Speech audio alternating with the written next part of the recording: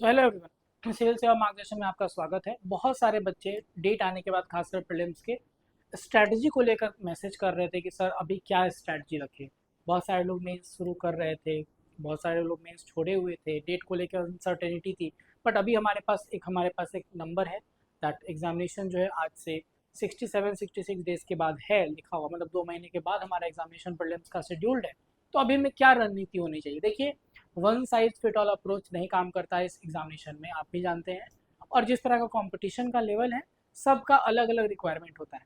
इसीलिए यहाँ पर आप जिस भी कैटेगरी में बैठते हैं फिट आपके अकॉर्डिंग, सबके लिए एक स्ट्रैटेजी हम बताते हैं क्या करना चाहिए आगे के दिनों में।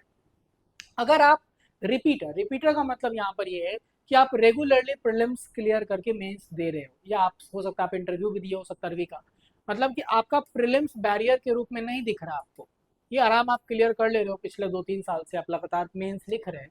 तो अभी आपके लिए जो मौका है, आपको अपना जो आवर्स है पढ़ाई का, वो अभी आपको मेंस को देना है 75% और प्रीलिम्स को देना है 25%। क्योंकि आपका रिजल्ट मेंस ही रोक रहा है, प्रीलिम्स आपके लिए प्रॉब्लम नहीं है। तो आप अभी जो है कम से कम हम बात करें, अगर 30 सितंबर तक यानी 20 दिन पहले, 20-25 दिन पहले तक आपको मेंस पे 75% फोकस देना है और 25% प्रीलिम्स पे फोकस करना है। प्रीलिम्स में आप जानते हैं, आप इतनी बार से क्लियर कर रहे हो तो आपको आइडिया है कि किस एरिया पे ज़्यादा ध्यान दे रहा होगा। बिग फोर के ऊपर ही हम लोग ज़्यादा ध्यान देंगे।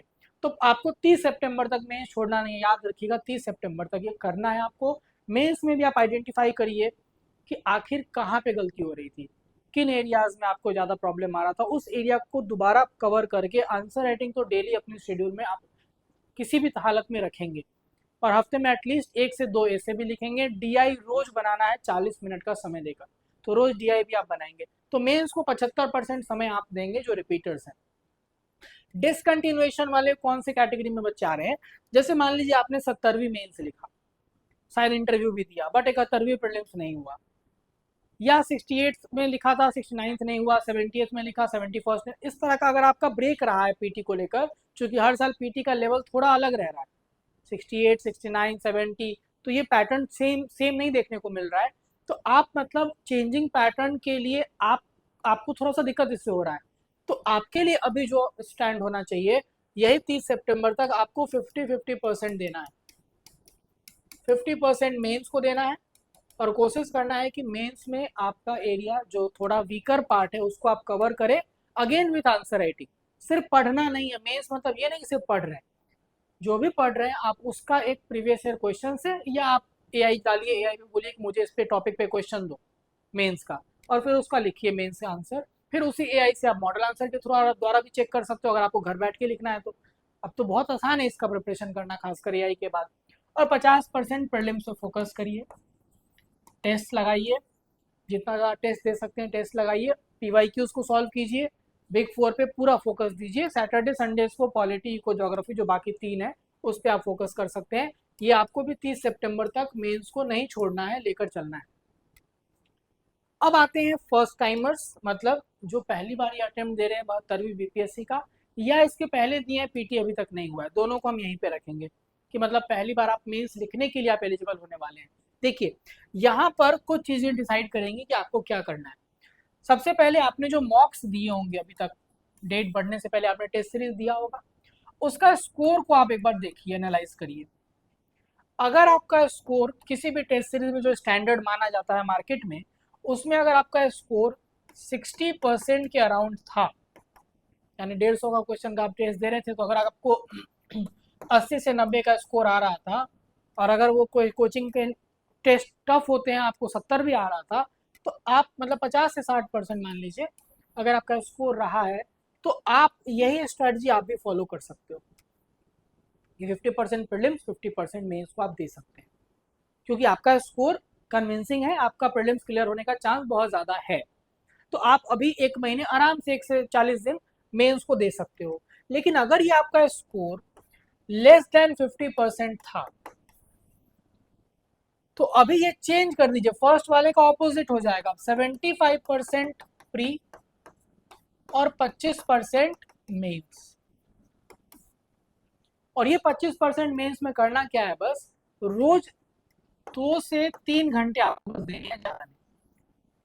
2 से 3 घंटे देना है, जिसमें कि आप एक कंक्रीट टॉपिक को कंप्लीट करिए शॉर्ट नोट्स के साथ, और एक आंसर शॉर्ट और एक लॉन्ग, ये जरूर आप अपने घर पे लिखने का कोशिश करिए, और किसी से चेक कराने का, नहीं तो फिर एआई के इस्तेमाल से आप खुद उसको इवेलुएट कर सकते हैं।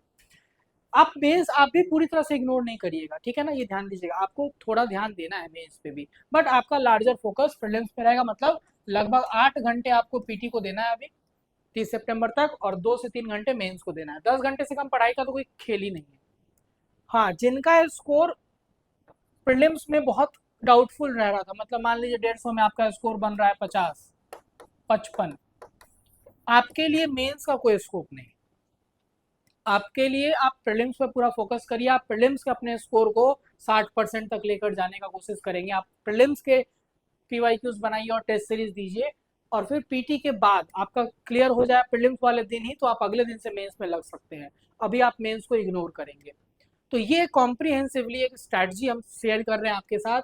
आप जिस भी कैटेगरी में अपने आप को देखते हैं, आप उसके अकॉर्डिंग ये प्रिपरेशन कीजिए। आप एक चीज ध्यान दीजिएगा, prelims is just a qualifying examination.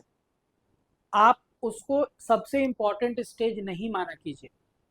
आपको बता दें, जिस तरह से एग्जामिनेशन डिले होता है, हम एक एग्जांपल देते हैं 69th बीपीएससी का, तो जब भी एग्जामिनेशंस का डेट डिले हुआ है ना, मेंस के लिए उतना ही टाइम नहीं मिलता है आगे। ये चीज ध्यान हमेशा रखिएगा। आपका किस्मत ठीक है तो टाइम बढ़ जाएगा, लेकिन उतना टाइम नहीं मिलेगा। तो बहुत सारे लोग मेंस की प्रिपरेशन पहले से कर रहे हैं, और अभी भी कम से कम 30 दिन तो मिनिमम करेंगे, 30 से 40 दिन। इसमें आप जितना एज ले सकते हो मेंस में आप लो। अगर आप प्रीलिम्स में इन दोनों कैटेगरी में आ रहे थे तो, या फिर आप यहाँ 60% स्कोर प्रीलिम्स में ला रहे थे तो, अगर आप प्रीलिम्स में ही डाउटफुल थे, इससे बहुत कम स्कोर था, तो आपके लिए मेंस नहीं रहेगा, ये हम बोल रहे हैं।